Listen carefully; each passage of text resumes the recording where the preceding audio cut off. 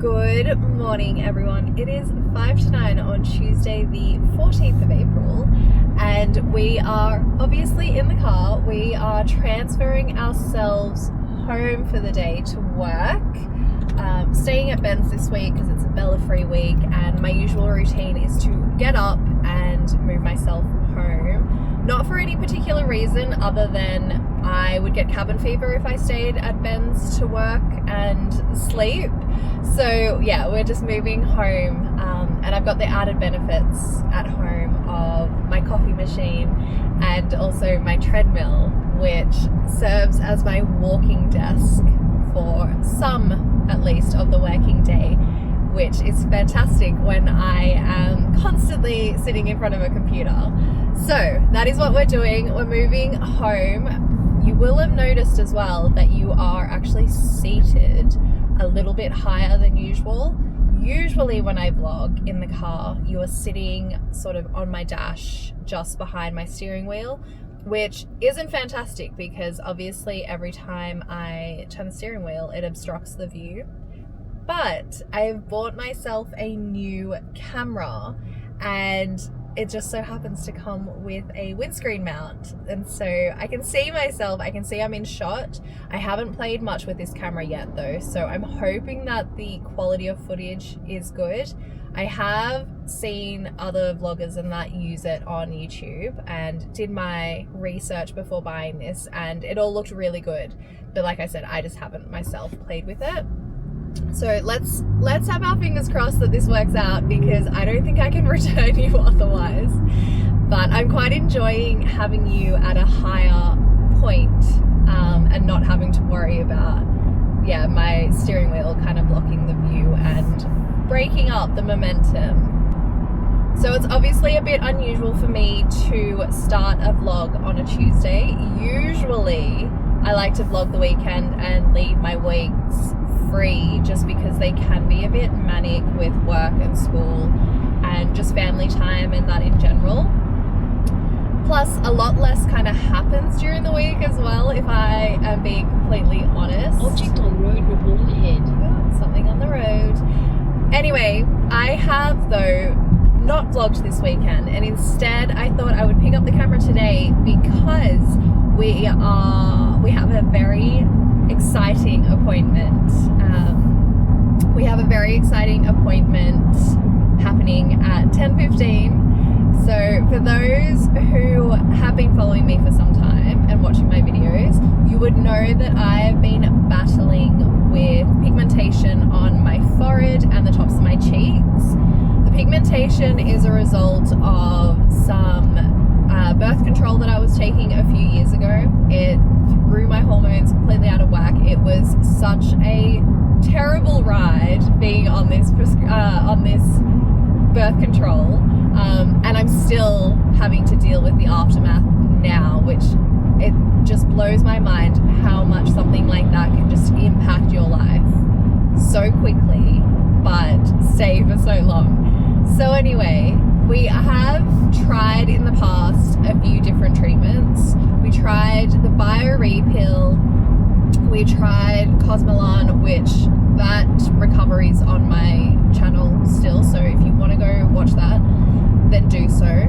The Cosmelan did absolutely nothing for my skin though. I had hoped that it would have targeted my pigmentation. Obviously that was the big reason for it, but it didn't, because my pigmentation, I've since learned, is just like, it's too deep for the Cosmelan to reach.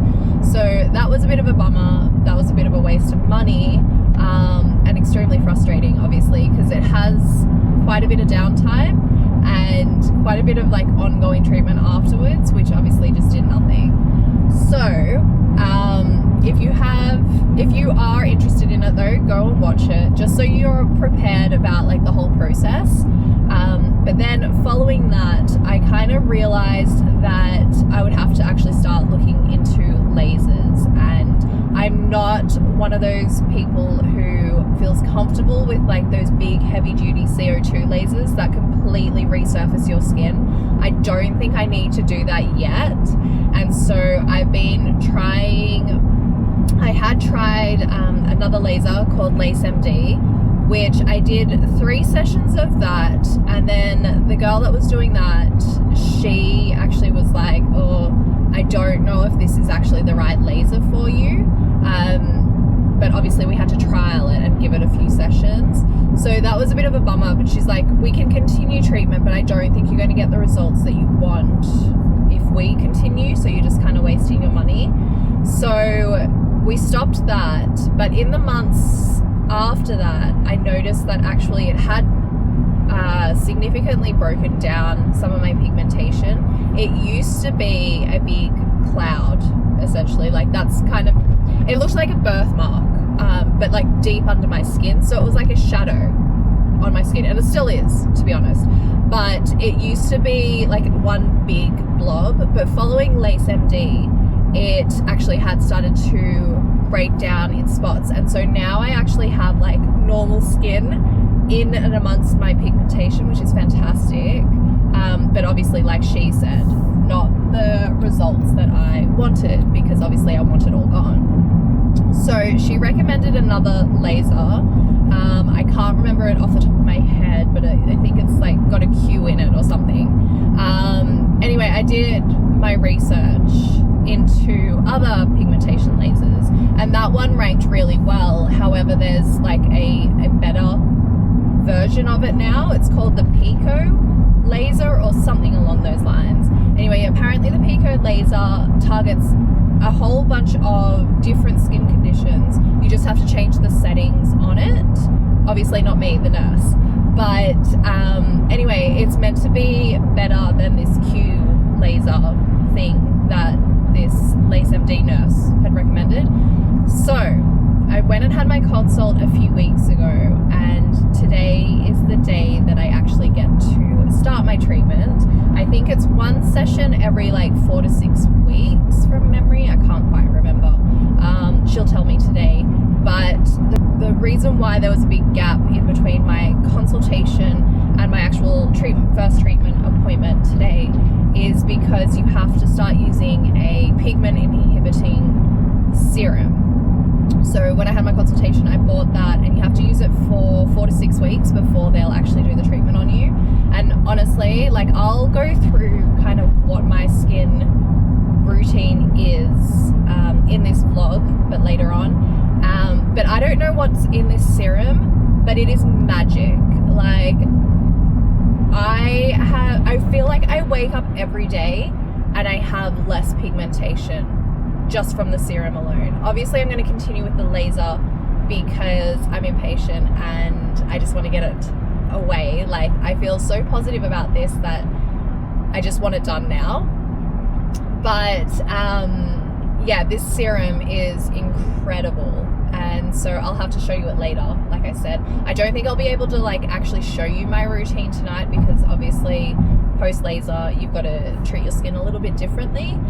But yeah, I'm really, really excited. So I will vlog as much as I can. I think by now we all know that I am terrible at vlogging in public. I just get camera shy.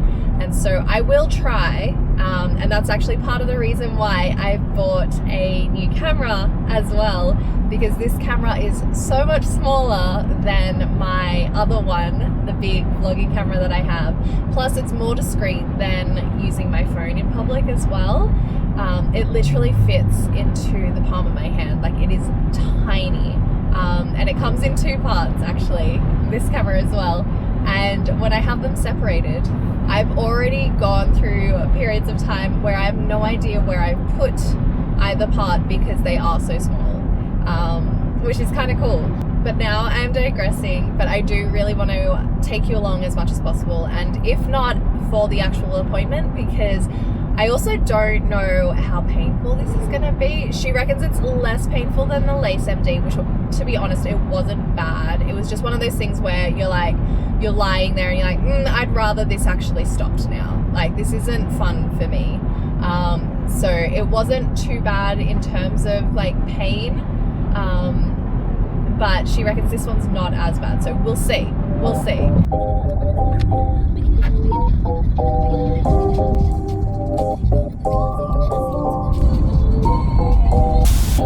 밤이 오면 항상 turn the lights out. Tell me where you want it. Baby, you're the one I wanna know about. It can fall in slowly, yeah. I don't think that, hold on, let me turn down Hilary Duff. I don't think that right now should be the time that I switch my camera on and talk to you about my treatment. But I figured we're fresh out of the room, fresh off the bed where they lay me down and obviously do the treatment. Judging by the screen on my camera, I'm not sure if it makes me look worse than I am, but it's definitely red, obviously, where my melasma is, particularly like on my cheeks and all of that kind of thing. But I will say it actually wasn't that bad a process. So I just wanted to show you just like fresh, like only being done a couple of minutes ago, what my skin looks like. But now I'm gonna drive home and then I'll pick up the camera when we're there and we'll have like a proper debrief. Okay, let's make this quick because it's after 11 and I am yet to eat breakfast. We're going to ignore the washing basket on my bed and the clothes as well because, like I said, I'm starving hungry. Anyway, so just got back from the appointment and please forgive the unflattering lighting in my bedroom at the moment as well. The sun is yet to hit here, so we're looking very blue toned in the camera. But, so what I got done today was the PICO melasma laser. And I also had a few broken capillaries just on my cheek, just like little tiny red dots, not like full blown, like red across my cheeks. So I also got some spot treatments for those little red spots. The melasma laser was, again, as I said this morning, just on my melasma areas, so not my full face. So I got the center of my forehead essentially and the tops of my cheeks. So yeah, it was pretty interesting, I have to say. So the Lace MD laser that I had last year was just a single pass over. It was actually quite unpleasant, if I'm completely honest. The PICO melasma is actually easier to endure. However, it does have 2 passes over the skin. So the first one is kind of like a heat laser, and then the second one is, as she says, a little bit more spicy. It's not painful or anything. It's just unpleasant. Like it's just, it feels like hot taps, like tiny little taps, and it's just kind of annoying and you just would rather not be experiencing that. I can't think of any other way to put it. But yeah, you're just sitting there and like it starts and you go, okay, this isn't actually so bad, especially having experienced the Lace MD. It's also less painful than microneedling for those who get that done, just to put it in perspective. Because I know that like obviously not everyone has experienced Lace MD. Not everyone's done microneedling either, but I feel like it's more common. But it is way better than microneedling. I hated microneedling. That was the worst experience of my life. But anyway, let's get back to this. So you do a first pass. It's sort of a hotter laser, I guess. It's not hot, but it's definitely got heat. And then the second one is like that little tapping that, yeah, she starts off doing it, the second pass, and you're like, okay, this actually isn't too bad, because she did warn me that it was spicier than the first. And so she started and she's like, are you okay? And I was like, yeah, that's actually totally fine. But because it has to just keep going, that's when you start to go, okay, enough's enough now. So as she's like moving through the sections, like I'm just counting down the seconds essentially until she's done. So now, again, I'm sorry, like I should have played with this camera more. So we're just gonna cross our fingers and hope that this camera's quality is as good as my other one. But if you can see, like I am red where the laser was done. Obviously that's where my pigmentation is. So I'm glad that it's responding. It doesn't hurt to touch. It doesn't feel tender, anything like that. Like it feels completely normal. Actually, if anything, it feels really nice because she puts on aftercare products as well. So that's why I've got like a bit of a glow. But yeah, so it's red. And then I had a few spots that they've completely disappeared now, those red spots, because they responded, as she said, immediately. So she's confident that they won't come back. But it was just a couple of spots like here and there. And I figured when I'm getting the melasma removed, like that will be the next thing that I get annoyed with. So, and they're becoming more prominent as my pigmentation fades as well with that serum. So I thought, you know what, let's just get it done because I know that that's going to be my next gripe. So we did. And that for the broken capillaries is just one session. Again, because mine was so small and insignificant, they just kind of disrupted the flow of my skin, I feel, if that makes any sense. But yeah, so I got that sorted. So I can't even show you where she did it. There were a few different spots, but like I said, they're all gone. So you're not going to see any of those there. But yeah, I am hoping that this works on the melasma. It looks actually a lot scarier in camera than it does when I look in the mirror, on camera, not in camera, but yeah. So anyway, it's going to be a bit red, obviously. I've got to take care of myself in terms of not doing anything too sweaty in terms of exercise. So I can still like do my walks and get my steps in. And do my workouts because let's face it, they don't get me too sweaty anyway. But yeah, so it's just business as usual. Stay away from actives for the next couple of days, I think it was. Stay away from exfoliants as well. And then I think I can wear makeup sort of after 11 o'clock tomorrow morning. So no big deal. And then tonight I'll probably just like wash it with a gentle cleanser, which my cleansers are pretty gentle anyway. So yeah. We're all good. This is what it looks like sort of half an hour after the appointment. Good morning, guys. Okay, so it is now more than 24 hours since my laser was done yesterday.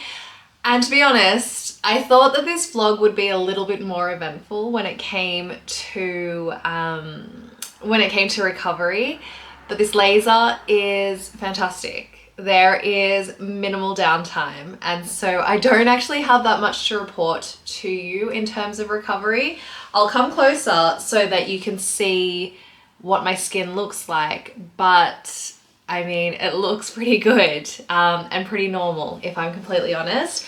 I swear that the pigmentation, particularly on my cheeks, which I think that's going to be the easier areas for it to be removed. I think my forehead's going to be a lot trickier, but I swear there is less pigmentation already on my cheeks. I don't know if that's even possible with the way that like the laser works and the body works, but I'm feeling very optimistic. So shifting closer. All right, so you can see here there are little dots and they're almost like it's almost like it's blood that's come to the surface. So oh, you can see my pigmentation really well today and my under eye bags. We had such a late night last night. Anyway, we have here you can see the dots just from where the laser kind of hits, but if you can see there is actually like what would we call it? There's areas of like normal colored skin, I guess is the best way to put it, in my pigmentation. So this used to be kind of like one big block on both sides. And you can see here, actually, this spot is actually darker because of the laser. So from what I understand, I think that the pigment kind of comes to the surface before it starts to like disintegrate essentially. So this darkening of certain spots is to be expected. But yeah, you can see there, and then just ignoring the spot that's healing on my forehead. But you can see here as well, there's like gaps in my pigmentation. That used to be a big blob too. Like my forehead was kind of like pigmented all here in one single block, but now you can see that there's like gaps forming Again, this is darker. I've got nothing on, by the way. I've only got sunscreen on. But it is darker than it was yesterday, obviously because it's coming to the surface. But I love that the camera's like really highlighting it. But yeah, so anyway, we're hoping to fully break it down here. I've got a couple of spots, like I said, here that have kind of like, it's almost like they've broken off from the main cloud. But yeah, it used to be joined. All of it used to be joined, but there's like gaps coming. So yeah, really, really happy about it. And I'm keen for these little spots to kind of go as well. So that is what we're looking like now. There's little to no redness. There is no tenderness at all. There's no heat on it, like nothing. It just feels like normal skin. So it's business as usual. So because there's not much to recover from, I don't think I'll continue vlogging my recovery tomorrow because there's really nothing to report. Obviously, if something happens and, you know, I miraculously wake up with 0 melasma tomorrow, then I will pick up the camera, but I really don't think that that's going to happen, unfortunately. So instead, I thought that we would kind of wrap up the vlog, but before we do, I promised to share with you my current skincare routine. My skincare routine is so minimal at the moment, and because of the journey that I've gone through from when I started to have skin problems from that birth control to where I am now, like it makes me so happy to have such few products in my routine. But the reason why I want to share this routine with you is, one, because I know I'm not the only person that suffers from pigmentation, and two, as my skin currently stands and the condition that it's in, which besides the pigmentation, my skin's actually really, really good. It's in a really good spot right now. And I feel like I've kind of hit the nail on the head, I mean, touch wood, with how my skincare is currently. So don't expect wild things from this routine. There are no crazy products that I use. It's actually really, really tame and really pared back. There are a couple more expensive items in this, but I kind of carry the mentality around skincare where things that stay on my skin, they have to be of a higher quality. Things that get washed off, like cleansers and all of that kind of thing, they or that serve like little to no long-term benefits, I guess, I definitely go for the more affordable routes with those. But just to highlight exactly the problems that I face and what my skincare routine is trying to battle against, it's congestion and obviously the pigmentation, and that's it. I don't have dryness. I am a little bit oily, hence the congestion. But other than that, it's pretty simple. So let's start with my morning routine. My morning routine is so simple. I literally wake up, I go pee, and then I wash my face with water. Obviously, having just gone through the summer months, I just use cold water and then I just dab it with my towel and I start to apply moisturizers and stuff, which we'll go through in a second. Obviously, we're heading into winter now though. That water may end up starting to be a lukewarm water just to make it a little bit more bearable in the morning, but I don't use a cleanser in the morning at all. Then I follow it and I use this moisturizer day and night, and I will admit I've probably only been using this moisturizer for the past like maybe 9 months. I used to use the Go-To skincare moisturizer, just I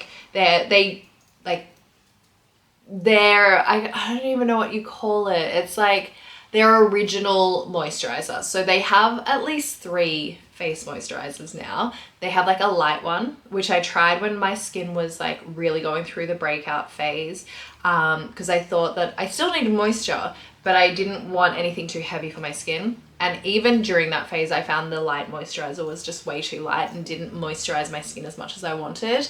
And then I've also tried the Very Rich cream, which I thought would be a good, I don't know why, sometimes I just feel like buying skincare for no reason, but I thought that the Rich one would be a really good nighttime skin moisturizer. And I didn't like it. It was way too heavy for my skin. It made it feel so oily in the morning. Hold on, I just need some coffee. I don't know why I make coffees and then go and switch on the camera, because then it ends up being cold by the time I can drink it. Anyway, thought it would be a good nighttime moisturizer. Way too rich. I would wake up and my skin was like slick with oil. It was disgusting. So I'd been using their kind of middle ground moisturizer, and I had been using that for years. It's fantastic. It's affordable. But then I got a sample of this one and I found that I did not know what was capable of a moisturizer until I had tried this one. So I feel like everyone has tried it. Everyone loves it. I mean, it's one of the top selling moisturizers from Mecca. It's the Tatcha, the Dewy Skin Cream. And I will say, I think it must have been around Christmas time, I think, where I'm spending a lot of money on gifts and all of that kind of thing. So I was like, you know what? I really can't justify the price point of this. So I went back to the go-to skincare moisturizer, and honestly, I regretted my decision from the get-go. It's not that that's a bad moisturizer. It does exactly what you need. It moisturizes, but this takes up like your dewiness like by, I don't even know, like 10-20 fold. And so I was disciplined. I did finish that tub of cream begrudgingly, so begrudgingly. And I have told myself, like, Jessica, do not muck around. We just go for this one and we just accept the price that we have to spend so much on moisturizer. Thankfully, they've brought out the bigger size. So this is the largest size that it comes in. So it lasts me about 2 months. So it's not too bad. Of course, I am girl mathing. But yeah, so in the morning, I put that on. Then I follow it with the Mecca Cosmetica To Save Face SPF 50 Brightening Sun Serum. Love this. I don't know. I know that I get a lot of, I get people watching from all over the world. So Mecca Cosmetica is kind of like the Australian Sephora. We have Sephora too, mind you, but Mecca is kind of like our OG. And there has been a huge controversy, I think, in our sun care, sunscreens and all of that kind of thing in Australia, where I can't remember who it was. I think it was like we have this magazine, it's called Choice, and it's a consumer magazine, and basically it just reviews products. And they found that they did like a random sample of a bunch of different sunscreens and found that a lot of them did not hit the SPF that they advertised. And so what's happened now is our Therapeutic Goods Association, I think that's what they're called, TGA anyway, they're like the governing body. They've gone and done like a big investigation into sunscreens that are sold in Australia. And thankfully, the Mecca Cosmetica one is one that actually performs the way that it says it does. So I've been using this one for years, but it's really nice to know that it actually does protect my skin. So I do that, and Bella uses it too. And we do a couple of pumps. So it's generous, the amount of sunscreen that we've got on. And then following that, I just do my makeup. So nothing fancy there, literally 3 products in the morning and I'm good. But then we'll switch to my nighttime routine. So my nighttime routine is obviously a little bit more extensive because I am washing off my makeup from the day and all of that kind of thing. And this is obviously when you start to incorporate the products that are going to sit on your skin for longer and help out. But before I do, actually, let me just rewind. My morning routine, I will eventually introduce a vitamin C serum. I was using vitamin C serums, but I haven't found one that I'm happy with yet. And because my skin's really happy at the moment, I'm reluctant to kind of introduce anything too quickly yet, because you'll see a couple of the products that I use I've only been using for the past month, and I like to, because my skin has taken this long to get back to good, I'm taking things really slow. So nighttime routine, double cleanse, always double cleanse, but this is one of the products where I am reluctant to spend a lot of money. As long as it takes my makeup off and it takes it off easily, I don't want to be tugging at my skin. So I'm happy to go with really simple products that are efficient. I don't need anything active in it. I don't need anything fancy. I literally just want to remove my makeup. So I've got two products here, both from the same brand. They're a Korean brand. It's called Hamish. I've been using these products for literally years, and I don't think I'll change anytime soon. So we've got the All Clean Balm. So this is my makeup remover balm. You literally, it's like hard coconut oil. That's what it looks like. And you get a scoop in the lid. And I just scoop out sort of like a 5 or 10 cent piece, and I massage that into my skin. It removes everything. It removes waterproof mascara. So this one is fantastic, and it's so affordable. Like, I'm talking like less than $30 for this big jar, and it will last me, I would say, a good 3 months before I have to get a new one.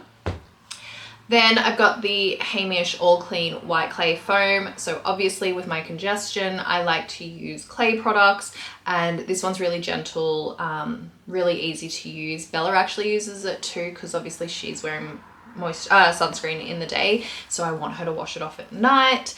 So she just literally gets like the smallest bit, rubs it in between her fingers and washes it off, because it really emulsifies. And so this one's really fantastic. Again, not gonna change that. And I think that one's less than $20, and it will last Bella and I 6 months. Like, you use the smallest amount and it does the best job.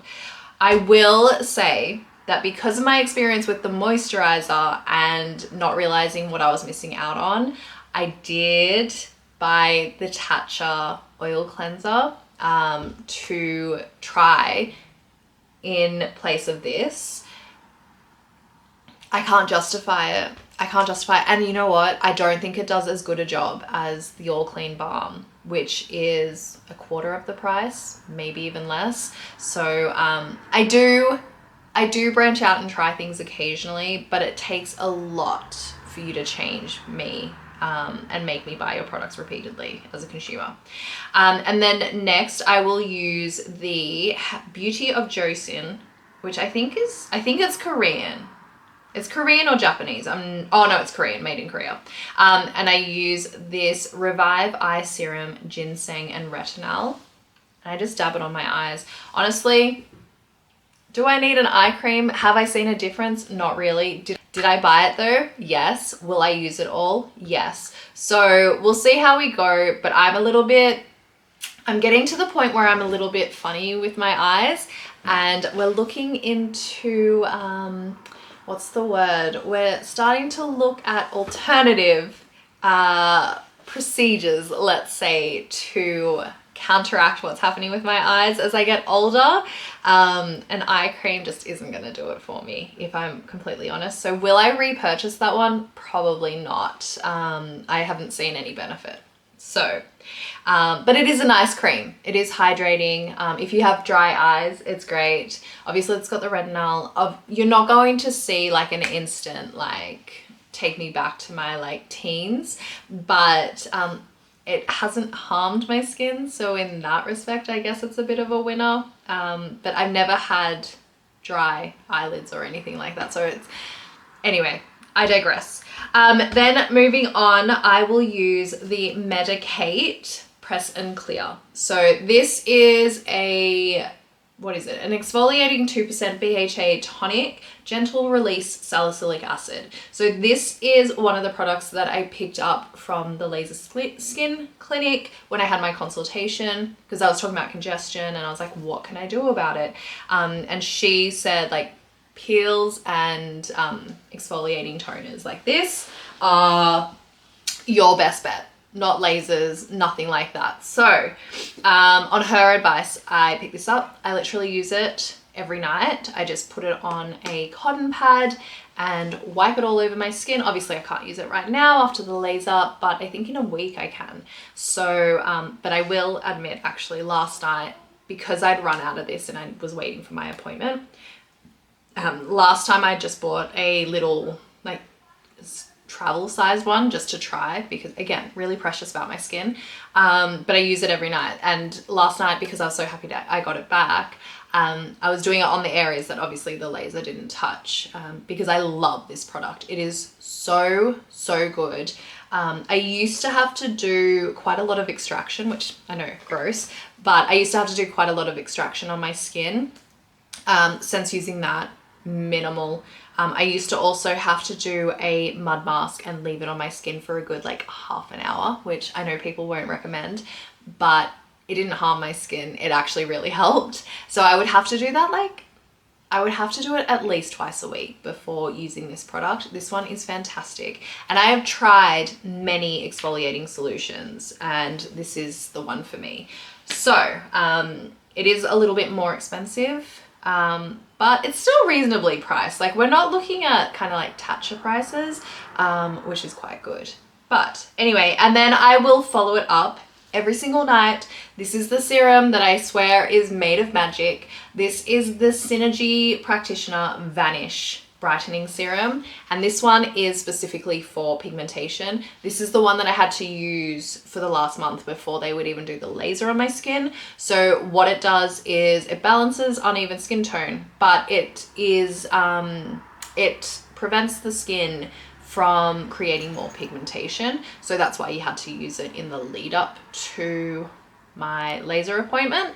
So yeah, this one will never, ever be removed from my skincare routine, ever. If you hear me suggesting that I want to try other serums that may claim to do the same thing, stop me, because I can't do it. I swear, like, that breaking up of my pigmentation is largely due to that. As I said, I don't think it's possible for it to happen overnight from the laser. So this is it. And then overnight I will obviously follow it with this, and this I generously apply, and I put it all over my face. I know people don't recommend it, but I will go over my eye cream with this as well on my eyelids, and I will obviously go down to my chest as well. It is fantastic. It is my favorite moisturizer ever. But yeah, that is it for my daily skincare routine. There are probably like one or two other products that I use that I haven't brought in this room with me. It's the mud mask that I use, which I think is the Origins mud mask. It's the charcoal, so it's the black one.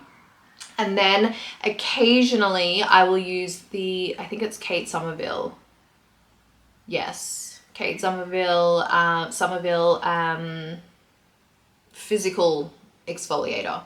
And I'll just do that in the shower maybe once a week, and it's more just to make sure that my tan is off my face. I don't have any tan at the moment, by the way. I wasn't allowed to use it for the past, I think they wanted like 3 or 4 weeks without it, so I'm feeling very wintry at the moment.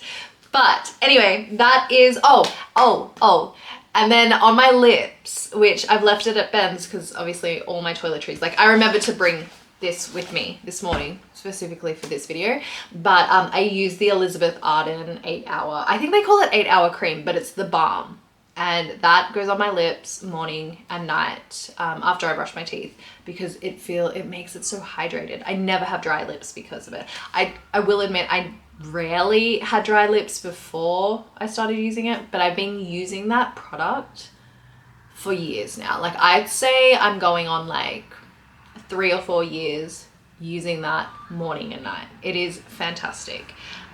So yeah, I wish I'd remembered to bring that, but I didn't. But anyway, all right. So we're going to wrap up the vlog here. I think we've had enough rambling from me. But if you have made it this far, thank you so much. I really do appreciate you, and I can't wait to see you next time.